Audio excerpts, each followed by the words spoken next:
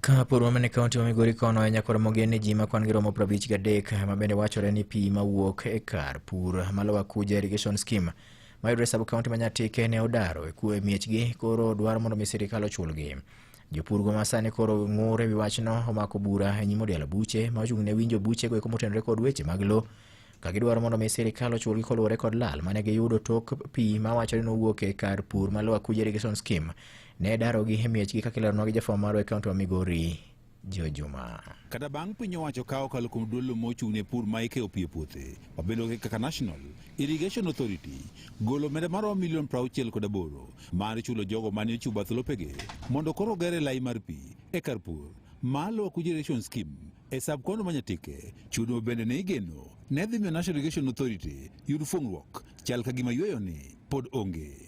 Mae biro nikech ji maromo 53 mawachore ni pi mawuok irrigation scheme ma Kuja ne odaro bende chwalo kes mar gi nyim duolo mang'iyo wechego mag lope ma okaw kod piny owacho ma ong'ere kaka Land Acquisition Tribunal ka gidwaro chudo. Wan gi geno nikech chutho bedo to wasebedo kwabedo e pap kama mama ok mokwongo to sama wabede e pap kamani wadhi kwagena en mana niya mumba Mungu hachoki ng'ama kwa Nyasaye okol kine ol to yudo. Kes ni mabende mokwongo ne oter e nyim doho mang'iyo wechego mag alwora kaachiel kod lope The Environment and Land Court sani koro keti e lwet duolno mar Land Acquisition Tribunal.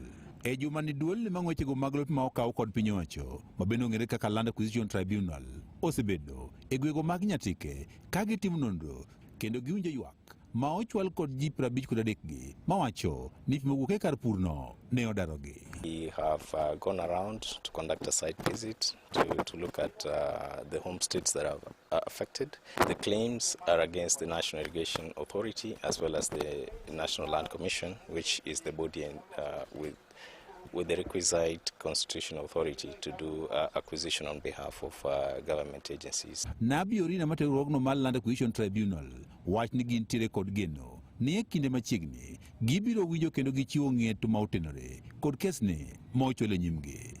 Claimants are claiming that their parcels have been affected. So there is that contention on whether or not certain parcels are affected and what amount of compensation should be due to them. Kennedy Okongo men achiel kuom okinde mag ji 53 gi ma ochwalo kes e nyim Land Acquisition Tribunal wach ni en kod adieri ni ratiro biro yudore ne jogo mane odare lopegi nikech pi mawuok e kar purni malo Kuja irrigation scheme. Ageno ni kot biro winjo, kot biro ng'eyo ni chik wachang'o gima jopiny kwayo ni gigegi modong' mokethore e iko magigo kwandgi magiyud chulgi nikech kanyo koro ginyal dak otimnegi gimiluongo ni resettlement elsewhere at a cost to the government. Chik wacho kamano ong'iewnegi lowo kumachielo kumotuo maginyalo dak. Ji 53 ma ochwalo kes e nyim Land Acquisition Tribunal gombo mondo koro kes ni koro winj mapiyo mondo giyud ratichgi. Jok mane tiyo daro chutho luongwa pile no mwawinjo pek gadieri pek mwawinjo chalo kama samoro idwaro wa ikot to sami idwaro wa ikot no ionge kata siling achiel miidho go gari kidhi chuni ni olo pesa kiidho idhi Migori e kot. Kane ber to ne onego bed ni nyiso wa direction ni en karang'o ma wa kes ni nyalo rume mondo mi wayud akiwa kaka jopiny mane scheme ni odaro. Omiyo akwayo mana jo National Land Commission kod jo Irrigation Scheme ni kaber to gitim mapiyo mondo mi gibi gindik dhogi mondo mi kot oyud yot mar timo uamuzi kes ni mondo mi wayud akiwa kaka jopiny. Moko kuom giwacho ni gionge kata kuonde ma gidakie malong'o nyaka ne pi dargi kuonde mane gidakie.